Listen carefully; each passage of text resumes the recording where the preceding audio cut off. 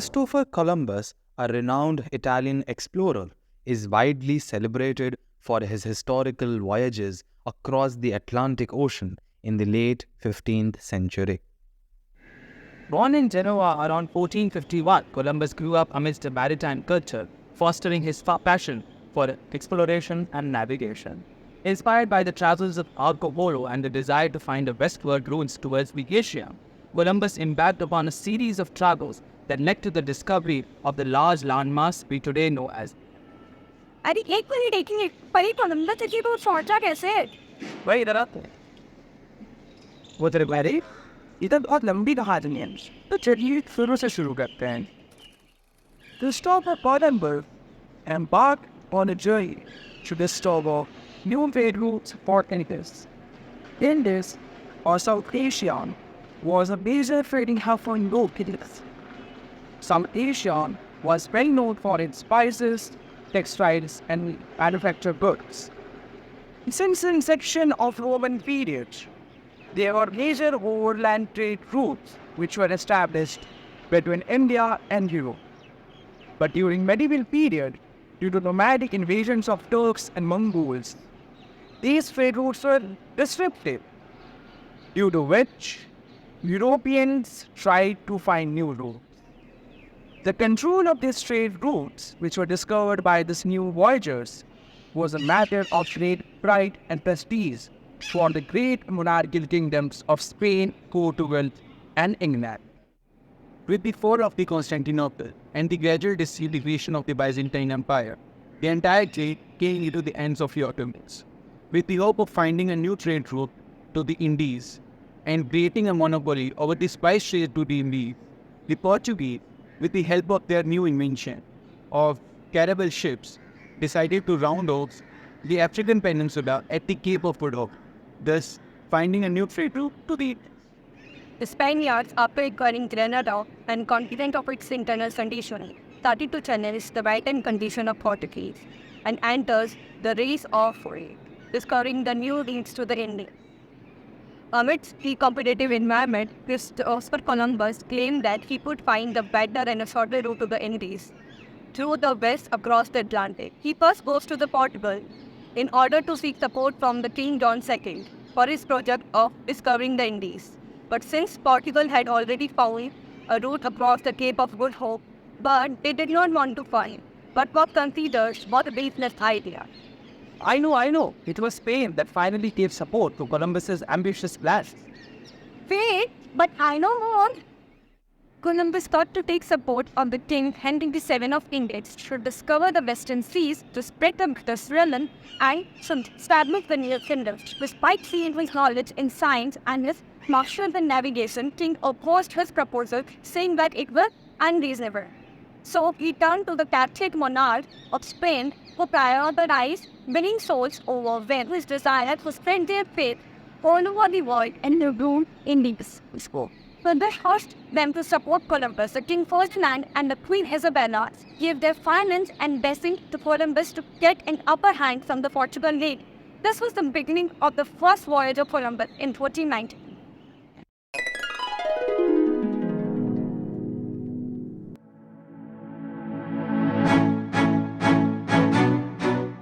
Columbus, in his logbook, painstakingly documents the voyage, including daily events, navigation details, and observations of the natural world.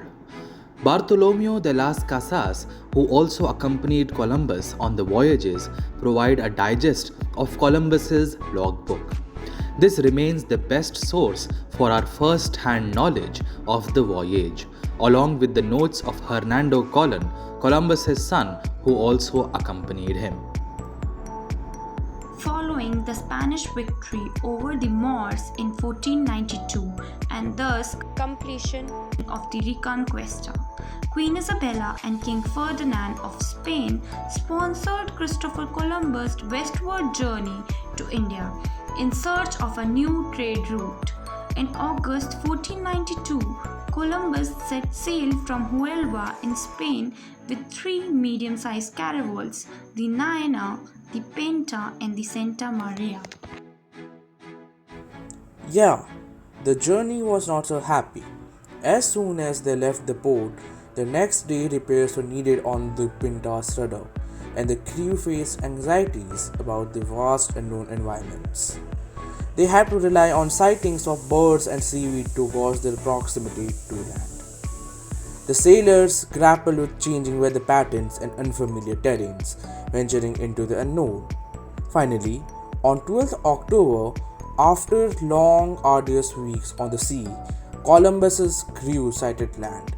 This was a moment of relief for the crew who had been extremely tired by weeks-long journey. This marked a significant moment in history, as it was the first documented European arrival on the island called Guanahani in the Bahamas. The island's inhabitants, called the Lucayons, welcomed Columbus and his crew with curiosity and hospitality. Columbus claimed the island for Spain and named it San Salvador. He describes the incident as follows. Many of the men I have seen are naked and have scars on their bodies, and when I made signs to them to find out how this happened, they indicated that people from other nearby islands come to San Salvador to capture them. They defend themselves the best they can. I believe that people from the mainland come here to take them as slaves. They ought to make good and skilled servants, for they repeat very quickly whatever we say to them. I think they can very easily be made Christians, for they seem to have no religion. If it pleases our Lord, I will take 6 of them to your highness when I depart. The natives here have limited knowledge of the gold which Columbus seeks. Seeking gold, Columbus continues to explore the surrounding islands, searching for a suitable location for a potential settlement. He encounters other different native communities and gathers information about the surrounding region. Columbus is confident that the land he has reached is some part of the Indies, calling the inhabitants as Indians. Yet he is unaware that he has set foot on a landmass previously unknown to mankind. Following his initial encounters in San Salvador, Columbus set sail for Santa Maria de la Concepcion on October 15th. There he observed the natives and their gold ornaments. Hoping to claim the island for Spain, when he asked the natives the source of the gold they were wearing, they pointed him to the direction of another island. He then proceeded to explore this island named as Fernandina, where he encountered a more developed society with agriculture and trade. The natives here wore cotton clothing and possessed gold jewelry. Columbus also talks about the rich resources, varied wildlife, and possible gold deposits on the island. Columbus thought the Indians were agnostic and that they could be easily won over to Christianity. This thought came to serve as the basis of his second voyage, sometime later. Casas has criticized that Columbus did not follow divine and natural law in his treatment of the natives by subjugating them. On October 19th, Columbus reached the island of Samoa, later renamed Isabella after the Spanish Queen Isabella. He admired its lush vegetation and strategic location for anchoring. Here, he made plans to land at Cape Hermoso to potentially meet a king rumored to possess significant amounts of gold. He expressed his desire to meet the king and explore the possibility of finding spices and other valuable resources. Columbus was warmly received at every island he went to. He and his crew were offered food and water everywhere he went. Some of the tribes were named, while other inhabitants wore cotton clothes. At Isabella, encountered mastiffs, small dogs, and a man with a gold coin on his nose. While at Ferdinand, he mentions various fields of corns and a developed agriculture. Columbus, still unaware of the fact that he has reached a new landmass, inquires the native about the mainland, the land of the great Khans. The native seemed confused and clueless of what he is asking. On his return journey, Columbus discovered the island of Cuba, which he stated was larger than England and Scotland put together. He sent people ashore who managed to interact only with the help of previously captured Indians. On return, they described how the locals considered them People from the skies served them with their best food and kissed their feet. The Christians saw maize for the first time. They informed Columbus that the locals had abundant cotton, but they stayed naked. Columbus preferred not to stay there and soon left for Bohio after taking a few natives aboard. On 13 November, he sailed from the river Rio de Maris, but the tough was yet to come for Columbus. Strong winds disturbed his plans and he had to anchor off Cuba near a cluster of islands.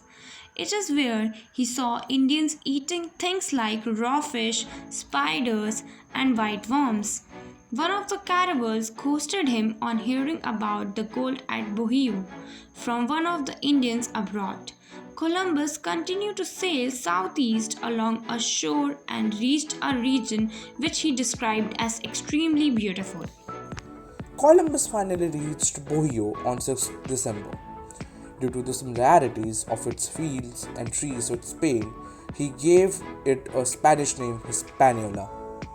People's attitude here were exactly like what it was on previous encounters, first afraid, then giving godlike treatment. Locals informed him of gold for the east. Reaching there, Columbus received full cooperation of the leader of that region, who exchanged presents with Columbus and tipped him off even more gold at Babec at a distance of around 14 days of sailing. However, before he could even start sailing to his next destination, things took an unexpected turn. Columbus lost Santa Maria due to the complacency of one of his hellmasters. The king of Tortuga offered every help possible. He is even said to have cried for Columbus' loss. But even more interestingly, people started to come there to trade gold for cheap things like leather tags. With the crew's consent, Columbus established a settlement there, leaving behind his European crewmates to learn the local language and form relations with them. He named the settlement Puerto de la Navidad. He provided the king with weapons such as cannons to tackle Caribs, a tribe creating constant nuisance for them. Columbus now decided to sail directly to Castille as he only had one ship left. He sailed from Navidad on 4th January and presented a navigational route to Navidad from a nearby mountain he named Monte Cristi. On 6th January, he was joined by Carvel Pinta, which once ghosted it. On 13th January, for the first time, Columbus encountered a hostile tribe in the Gulf of Santa Ana. They were black naked people and with faces painted in black. Columbus tells that they were fiercer, and though they initially interacted, they later attacked those who went to the shores. They used bow and arrows as weapons. Their arrows were made of cane shoots and were even poisoned. Due to prevalence of arrows, Columbus named it Golfo de las Flechas, or the Gulf of Arrows. On 14th February, the ship got separated, courtesy of a terrible storm. The crew on both ships restored to vows of different types to save themselves from the storm. The storm was so fierce that Columbus briefed the voyage on a parchment, packed it in a box and threw it in a sea, so that even if the ship sinks, there is a possibility those at Castille get to know of the success of the voyage. However, they miraculously survived the storm, but Columbus got into another trouble at Santa Maria Island. When he landed there on 16 February, and half of his crew was captured by the king of the island.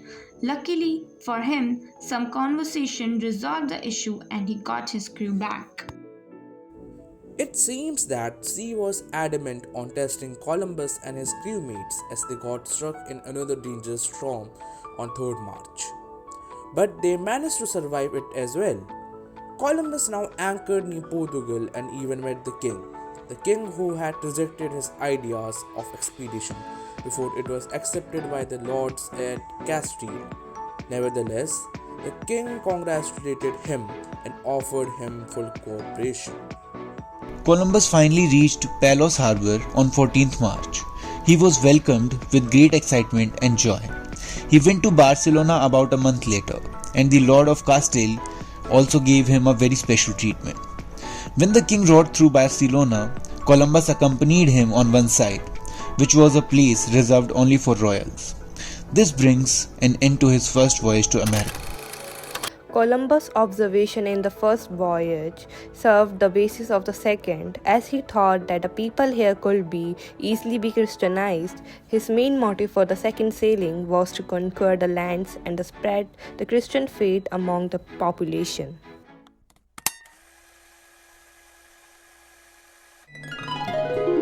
In the year 1493, Christopher Columbus embarked on yet another daring voyage driven by his unwavering determination and insatiable ambition. His destination, the uncharted waters of the vast Atlantic Ocean.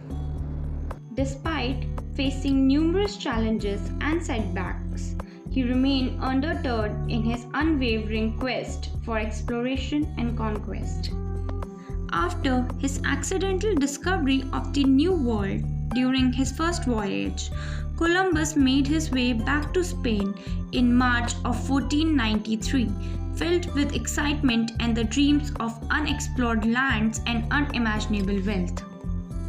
Despite returning with modest treasures and a small number of enslaved indigenous people, Columbus maintained his unwavering belief that he had discovered the outskirts of Japan or China, just a stone's throw away from the abundant wealth of the East. Pope Alexander VI solidified Columbus's territorial conquest by officially demarcating the boundary between Spain and Portugal. In 1493, Columbus was granted a new patent to acknowledge his remarkable discoveries and the support he received from Spain. The patent granted him extended jurisdiction as viceroy and governor, further consolidating his authority and bolstering Spain's territorial claim. This move also secured crucial backing for future expeditions. With the backing of the Spanish monarchy, Columbus set sail on his second voyage on October of 1493. The fleet was filled with excitement and crew was motivated by a renewed sense of purpose. Embarking on a bold expedition, Columbus led a fleet of 17 ships, carrying more than 1,000 individuals, as they ventured into the unknown. Their goals were ambitious: to establish new settlements, spread the teachings of Christianity to indigenous communities, and unravel the enigmatic secrets of the vast ocean that lay ahead. The journey commenced with great promise, as land came into view on November 3, 1493. This marked the momentous discovery of a plethora of islands. Venturing from the rugged shores of Dominica to the lush landscapes of Puerto Rico, Columbus and his fearless crew sailed through uncharted waters, facing relentless storms and perilous currents in their quest for glory and conquest. One of the most intense encounters took place with the Caribs, a group of indigenous warriors renowned for their fierce resistance against European colonization. Dr. Chansa, a member of Columbus's crew, meticulously chronicled their encounters, providing valuable insight into the customs, economies, and culture of the indigenous tribes they came across during their journey. Dr. Chansa provides an insightful description of the Carib people who call Guadalupe, Mar Galante, and Santa Cruz their home. They are recognized for their unique cultural practices, including their dietary tradition of cannibalism and their focus on physical fitness. For warfare, they utilize small canoes, tortoise shells, and serrated fish bone sauce. Columbus' first voyage takes a dramatic turn as a shipwreck leaves 39 men stranded in La Navidad, Hispaniola. Upon his return, he uncovered a deeply troubling issue: the prevalence of sexual violence against indigenous women, which ignited a strong sense of anger within the local community. A violent conflict erupted, resulting in the expulsion of European settlers. Columbus accused rival chief Quanabo of wrongdoing, which ultimately resulted in a violent confrontation. Columbus and his forces managed to overpower Quanabo and subsequently subjected many individuals to a life of slavery. Columbus arrived on the northern coast of Hispaniola and founded the settlement of Isabella. However, his journey was not without its difficulties. The limited resources and widespread illness among the male population posed significant challenges for Columbus and his crew. In an intriguing turn of event, a rebellion spearheaded by audacious Bernal de Pisa unfolded with the daring goal of returning to Spain. However, as history would have it, this audacious endeavor resulted in severe penalties for all those who were involved. In March 1494, the admiral came across villages with sturdy doors and fortified homes, which ultimately led to the creation of the fort of Santo Tomas in the Cibao region. Seeking shelter from the harsh weather, he found solace in an Indian village. Upon their return to Isabella, there were growing concerns about the departure of indigenous people from the villages and the rumor of a cacique planning an attack on the fort. Despite the horses' formidable presence, more personnel and resources were sent to ensure peace with the Indians. In April 24th, the admiral took a significant step by establishing a council for Isabella and continuing his exploration along Cuba's coast. Columbus assigned Isabella to his brother, Diego, and set off an expedition reaching Cuba on April 30th. The admiral made his way to Cuba, skillfully maneuvering through wind currents and interacting with the local indigenous communities. After spending several days exploring, he decided to make his way to Jamaica. He embarked on a daring quest to locate the mainland amidst the treacherous shallows that encircled Cuba. The admiral set sail on a daring journey from Cuba to Jamaica, where he encountered indigenous communities who valiantly defend their lands. After extensively exploring different harbors, he made his way back to Cuba to delve into the wonders of its southern coastline. Feeling drained and exhausted, he fell ill and experienced vivid hallucination and memory loss. Eventually, he made his way back to Isabella on August 20, 1494. Upon returning to Hispaniola, the admiral witnessed the remarkable harmony between the indigenous people and made a significant discovery of precious natural resources, including copper mines, sapphires, and amber. He delved into the religious practice of the indigenous people, exploring their deep reverence for wooden idols called semis. He also examined their funeral traditions, which Columbus, chosen by the Spanish monarchy, was designated as the governor and viceroy of the recently uncovered lands. Although he was skilled as a ship captain, his lack of administrative skills caused him to be strongly disliked by the colonists. It is revealed that despite the promises of gold, Columbus chose to keep the majority of the wealth for his own benefit. In 1496, the explorer made the decision to return to Spain in order to replenish his supplies as they had been depleted.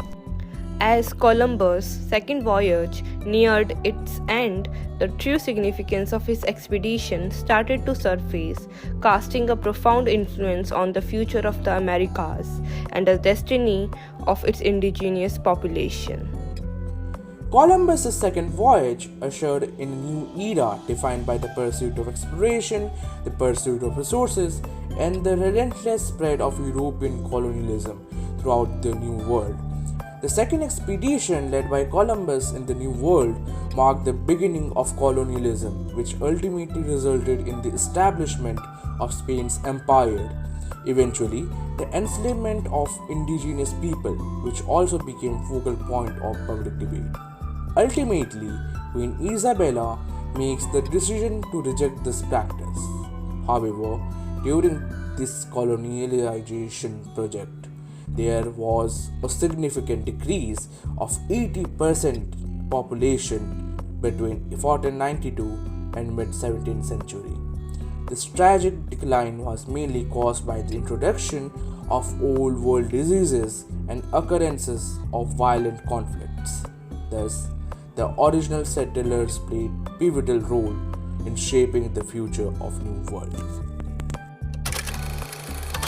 As Christopher Columbus embarked on his voyage into uncharted waters, he left behind a profound and lasting impact that would shape the course of human history and forever change the destiny of the America.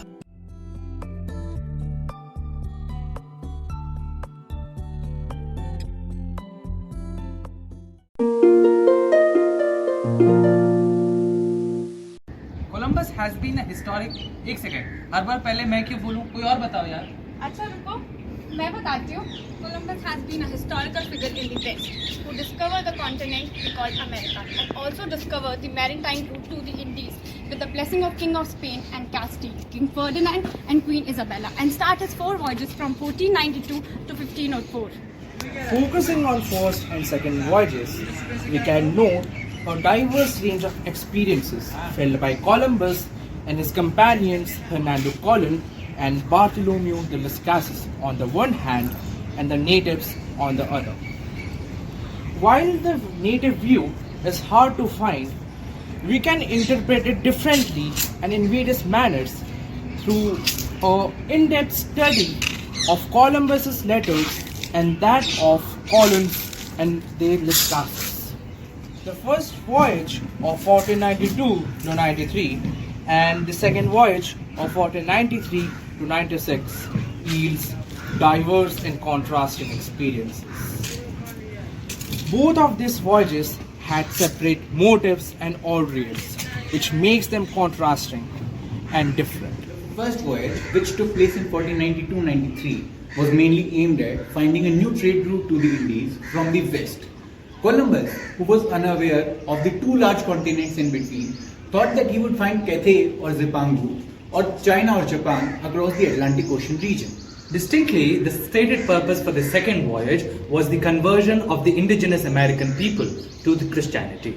They developed a mindset of conquering new regions and acquiring the resources available there. So while the first voyage was marked by uncertainty and discovery of new lands which they thought of as Asia, the second voyage was aimed directly at conquering and converting the people of these new lands. During the first voyage, as mentioned earlier, Columbus took 3 middle-sized ships. The first and largest of which was a carrack named Santa Maria, and the other 2 being smaller caravels nicknamed Pinta and Nina.